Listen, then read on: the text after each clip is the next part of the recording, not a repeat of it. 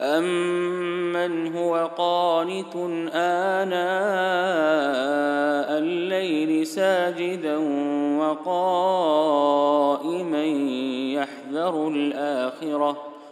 يَحْذَرُ الْآخِرَةَ وَيَرْجُو رَحْمَةَ رَبِّهِ قُلْ هَلْ يَسْتَوِي الَّذِينَ يَعْلَمُونَ وَالَّذِينَ لَا يَعْلَمُونَ إِنَّمَا يَتَذَكَّرُ أُولُو الْأَلْبَابِ.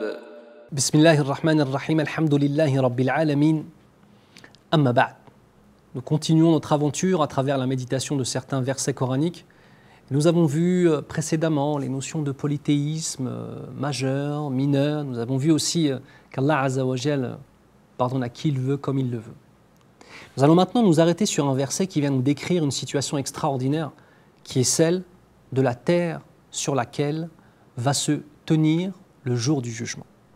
Allah subhanahu wa ta'ala nous dit يَوْمَ تُبَدَّلُ الْأَرْضُ غَيْرَ الْأَرْضِ وَالسَّمَاوَاتِ وَبَرَزُوا لِلَّهِ الْوَاحِدِ الْقَهَّارِ. Allahu Akbar. Ce qui signifie le jour où la terre sera remplacée par une autre terre. Et c'est là-dessus qu'on va s'arrêter, Inch'Allah. Ibn Atiyya nous dit la majorité des exégètes, donc ceux qui expliquent le Coran el-Karim, affirment que le remplacement de la terre se fera par une terre blanche et immaculée. La terre telle que nous la connaissons, les montagnes vont être pulvérisées, les océans vont être enflammés, les tremblements de terre vont la retourner.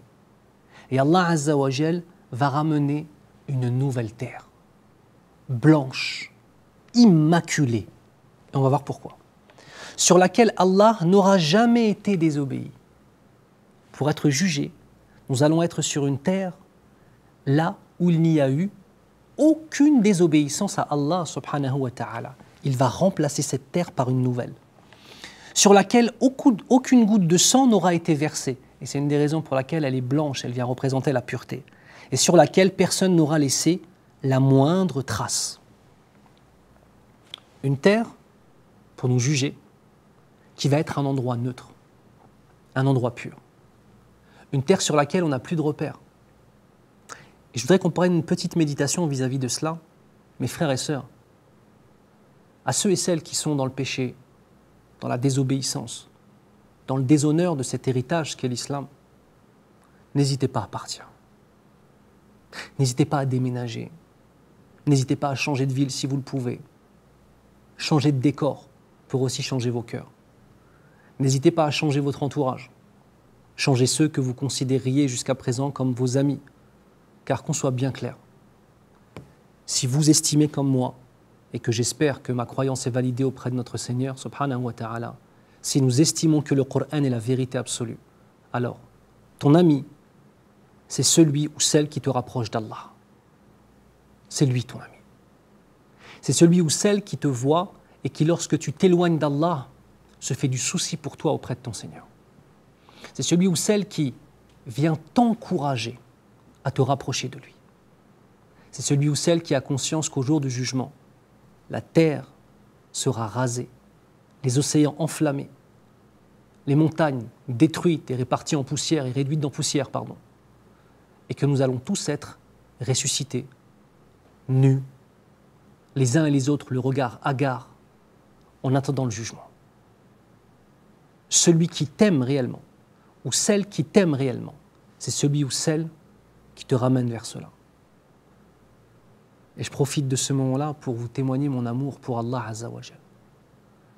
Et si parfois nos propos peuvent paraître durs, il faut que vous compreniez ce qu'est l'amour, mes frères et sœurs. On ne doit pas dire aux gens ce qu'ils ont envie d'entendre. On doit dire à nos frères et sœurs qu'on aime ce dont ils ont besoin. Entoure-toi de gens qui te disent et qui t'ordonnent, s'il le faut, ce dont tu as besoin. Et fais partie de ceux qui disent et qui ordonnent aux gens ce dont ils ont besoin, Inch'Allah, Ya Rabbal Alamin. Le jour où la terre sera changée par une autre terre, ainsi que les cieux.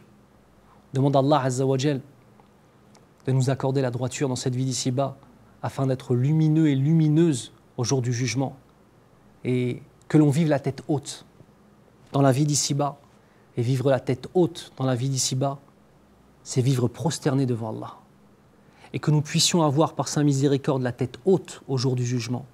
Et la tête haute au jour du jugement, c'est être parmi ceux qui sont lumineux des endroits des ablutions, ceux qui ont les traces de la prosternation, et ceux qui ont derrière eux des valises et des valises et des montagnes d'heures passées dans l'adoration et des montagnes de hasanat, Inch'Allah, ya Rabbal Alamin.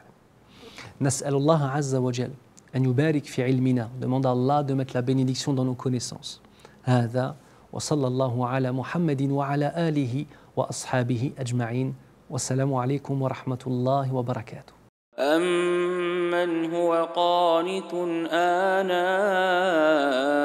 الليل ساجدا وقائما